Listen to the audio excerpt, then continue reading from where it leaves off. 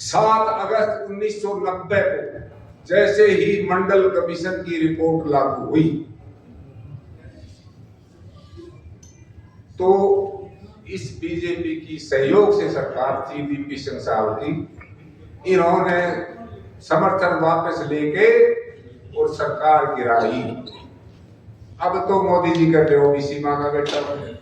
तो मंडल कमीशन में सिर्फ भागीदारी थी ओबीसी समाज की। तो इसका मतलब क्लियर है, ये ओबीसी समाज विरोधी हैं, ये संविधान विरोधी हैं। 25 सितंबर 1990 को ही उस मंडल को खत्म करने के लिए कमंडल का बहाना दिया गया। रथ लेकर चले आडवाणी जी, और जो रथ पूरे देश में घूमा, कितने लोग उसमें मरे खपे। जो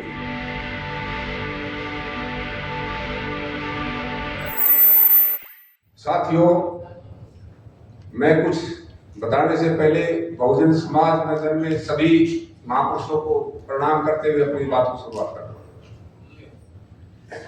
कुछ तारीखें बताऊंगा आपको।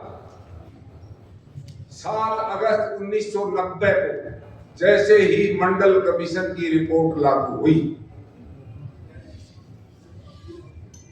तो इस बीजेपी की सहयोग से सरकार थी वीपी सिंह साहब की, इन्होंने समर्थन वापस लेके और सरकार गिराई। अब तो मोदी जी कहते हो ओबीसी मांगा बेटा। तो मंडल कमीशन में सिर्फ भागीदारी थी ओबीसी समाज की। तो इसका मतलब क्लियर है, ये ओबीसी समाज विरोधी हैं, ये संविधान विरोधी हैं।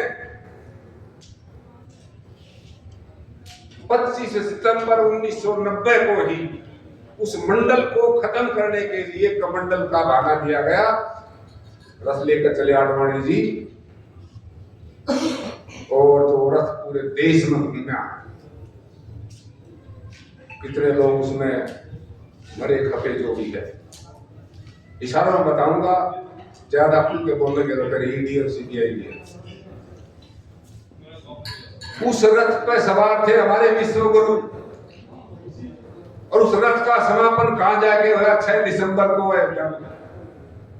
बस इशारा हो गया। 6 दिसंबर ही क्यों चुनी?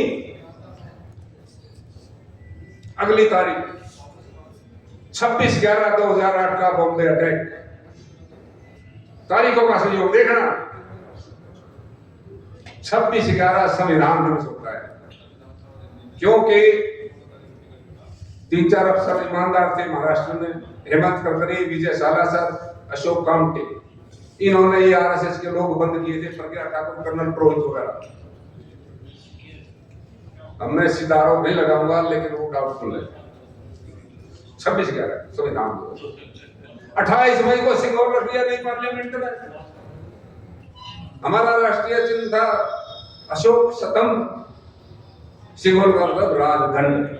इशारा कर दिया विश्वगुरु ने, मैं डंडे चलाऊंगा सरकार। लोकतंत्र की कोई जरूरत नहीं। और क्या वो ऑर्डर थोड़ा निकालेंगे? और वो क्या थी तारीख? 28 मई 2023 को नई संसद का उद्घाटन। वो सावरकर की 140वीं जयंती थी। ठीक है।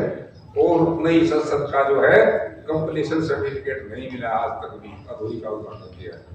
ये आरटीआई के जवाब, सरकार का जवाब है मेरे पास। 3 तारीख को बाबा साहब का स्टेचू उठा दिया, जो मेन गेट का था। क्यों उठा दिया भाई? कहेंगे वो नक्शा बनाने वाले बेवकूफ थे, क्यों उठाया? क्यों? इनको तो बाबा साहब और संविधान चुभता है। जी को बता रहे थे, वो ये लड़ाई 2 विचारों की है, संविधान और मनुस्मृति के बीच की लड़ाई है। मनुस्मृति को बाबा साहब ने 25 दिसंबर 1927 को लड़ा था भाड़ में। 20 मार्च 1927 को पहली दफा तालाब में पानी पिया था। तो ये संघर्ष है, ये 2 विचारों की ही लड़ाई है।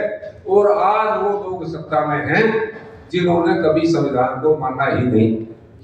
और अगर तो खुल के करे 400 पार कर दो, बदल देंगे हम सब कुछ। और ये 2-3 किताबें दिखाता हूँ आपको,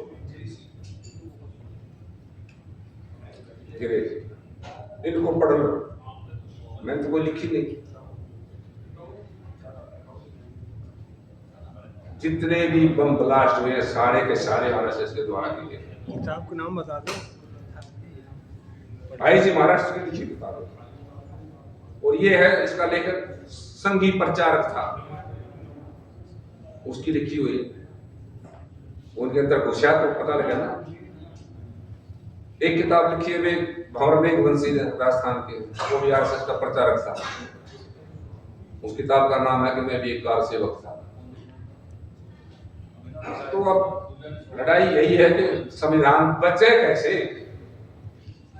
कहने को तो हमारे सीटें सारी पूरी है, लेकिन वजह का सब चुप हो जाते हैं, दबाव में रहते हैं। इसलिए कहने को 85% वो कहते कटोगे तो कटोगी, बटोगे तो कटोगी। वो नारा हमारे नेताओं के लिए कट बैठता है, बट हमारे वाले रहे वो नहीं बट रहे है ना। 125 गिनती तो पूरी है, फिर क्यों रुक रहा सब कुछ। शिक्षा खत्म, नौकरियां खत्म, बिल्कुल घेरा डाल लिया, गुलामी है। एक जब से ये 14 में सरकार आई थी, मैं इसको कहता हूं उसी दिन से बैकडोर से मनुस्मृति लागू है। संविधान के ऊपर एक भी काम किया तो बता दो, हर एक का जवाबदारी होता है। उसको तोड़ मरोड़ के हिंगा मस्ती से सरकार चल रही है। उसका कहां से आती है ताकत? ईवीएम से आती है। ईवीएम और कॉलोजियम। किसी की भावना आधार हो जाए हमारे जजों की, पूरे देश के हाई कोर्ट और सुप्रीम कोर्ट के जज बिना टेस्ट के हैं, कॉलोजियम से जाते हैं, सेटिंग से जाते हैं। इनका एक सीजे लेवल का पेपर करवा दिया जाए, सारे अगर आप पास कर जाए। कॉलोजियम हटाओ, ईवीएम हटाओ, लोकतंत्र बचाओ। बस ज्यादा ना कहते हुए, हमको ज्यादा वक्ता नहीं है, बस मोटी मोटी बातें बता देते हैं। आपने ध्यान से सुना, शुक्रिया। इन तारीखों का उपयोग करो, देश का बहुत करो, खतरे में है, बचाओ। शुक्रिया।